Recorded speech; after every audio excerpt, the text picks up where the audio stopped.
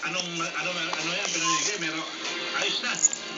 Planchado na, ipapasok na lang sa Picos Machine. Alamin natin ang detalye na balita yan mula kay Audrey Hidalgo. Audrey, iradyo mo! Balot ang nanguna at pinagkagawa ngayon ng malaman ng mismong COMELEC officer ng District 4 Santa Mesa, Manila na walang iba kundi si Liza Torres, isang BEI chairman sa P. Burgos Elementary School ang nilikamo na nagbibigay ng pre-shaded ballot o yung ibig sabihin na shaded na. Nandun na ang mga pangalan ng mga kandidato sa mga botante. Ayon sa report na nakuha din natin, nagkaroon ng closed door meeting upang mapag-usapan. At ang naging desisyon, inililid na sa pagiging BEI chairman, itong yung BEI chairman ng P. Burgos Elementary School na hindi na pinangalanan ni Madam Liza Torres as COMELEC officer. Sa mga sandaling ito, iimbestigahan naman itong teacher na ito sapagkat maaring may kinalaman ito sa pagtanggap ng pera o maaring nasuhulan.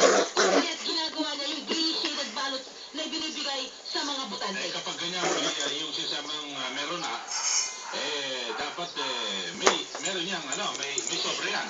At meron ng mga kandidatong nakasulat doon, hindi nga lang pinangalanan ng ating COMELEC officer nung kanyang napag-alaman dahil maaring isinumbong sa kanya o inaibigay ang napag-alaman ng impormasyon na to mula sa ibang tao sa watcher na nakakita na may pre-shaded ballot pala na ibinibigay ang isang BEI officer o isang chairman ng BEI. At ayon pa dito sa COMELEC na iimbestigahan nila, lalong-lalo na ang pakikipag-ugnayan sa Department of Education sapagkat maaaring masira ang kredibilidad ng mga guro kung ang pag-usapan ay halalan. Audrey Hidalgo, nag-uulat para sa Mission 2013, boboto ako, tata, Remen. Mission 2013, boboto ako. Report.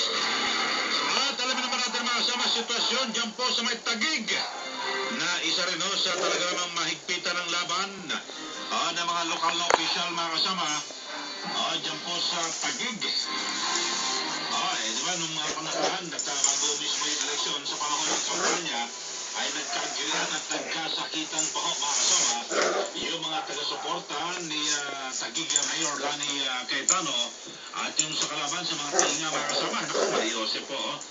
Talaga namang napakatindi ng sitwasyon dyan noong kampanya. Pero sa ngayon ho, alamin natin ang sitwasyon doon. At naroon po ang ating kasama sa Taguig, si Deo de Guzman. Deo, iradyo mo. Ito mga elit na dito ko yung General Ricardo Papa Memorial High School. Ito yung nasa likod lamang ng Taguig City Hall. Kung saan dito sa nasabing eskwelahan, 6 ang pito ang class registration na pinagsama-sama